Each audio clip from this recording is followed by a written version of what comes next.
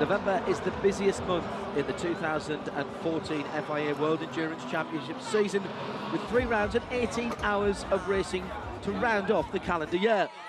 The first 6 hours in Shanghai, round 6 of the championship, and a massive crowd turning out to see what would prove to be 2 of the most dominating performances that we've seen the whole year.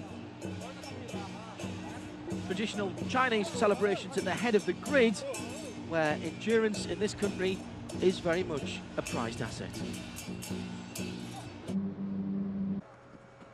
The main straight grandstand absolutely packed to capacity as the drivers right throughout the grid got ready to go racing.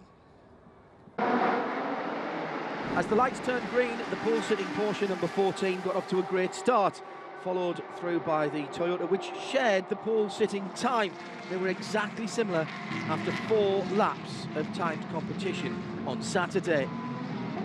All of the major prototypes getting through the first complex, but before the end of the first lap, there was disaster for the 51 Ferrari. They lead the championship coming into this round, but Jimmy Bruni had no chance to avoid the Imperatori KCMG prototype as the fuel pump failed and the prototype stopped in front of Amato Ferrari's cars.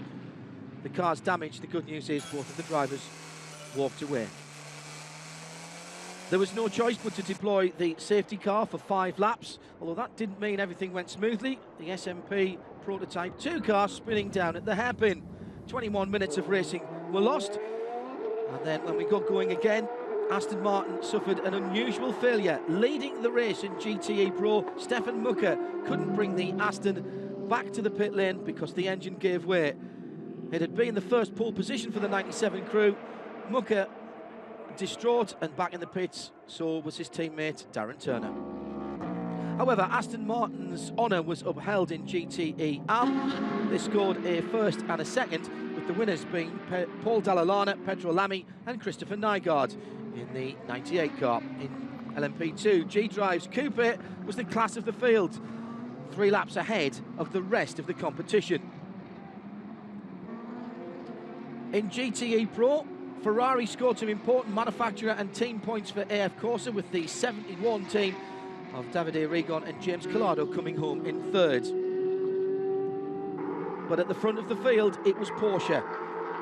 Team Mansai's 91 car coming home in 2nd position for Jörg Bergmeister and Ricard Leitz, and Fred McAfee and Patrick Pilet, the all-French 92 Team Manthey crew, taking the maximum points.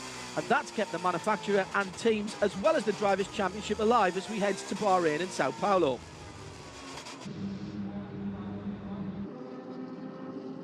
In the LMP1 category, at the head of the field, the 3 major manufacturers once again put on a super show. In 3rd position, the pole-sitting Porsche number 14. In 2nd, fighting back from the back of the field, the number 7 Toyota Racing Hybrid. But the glory belonged to the number 8 crew of Anthony Davidson and Sebastian Buemi, who were dead last after 21 minutes, came right the way through the field and took the checkered flag at the 6th round of the FIA World Endurance Championship. 3 times a 1-2 for Toyota and 4 times a victory for the number 8 crew this season. Woo! Perfect weekend, guys. Thanks so much for your work for the car.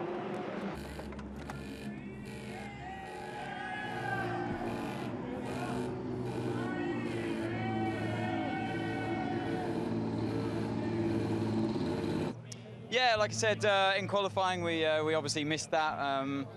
We probably wouldn't have beaten Porsche. I think they really did genuinely have the upper hand in quali.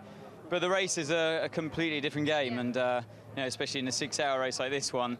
And we knew we had the car to do the job. I think we had slightly different tyre spec to them, so it kind of made sense that we didn't quite fight them hard enough in quali, but great to win. That's what it's all about. Thank you. Thanks very much. Sorry. Toyota 1st and 2nd, with Porsche 3rd. And in the all-important Manufacturers' Championship, Toyota extend their lead over Audi. Remember, no one but Audi have won the FIA World Endurance Championship for manufacturers or drivers. That will change this year.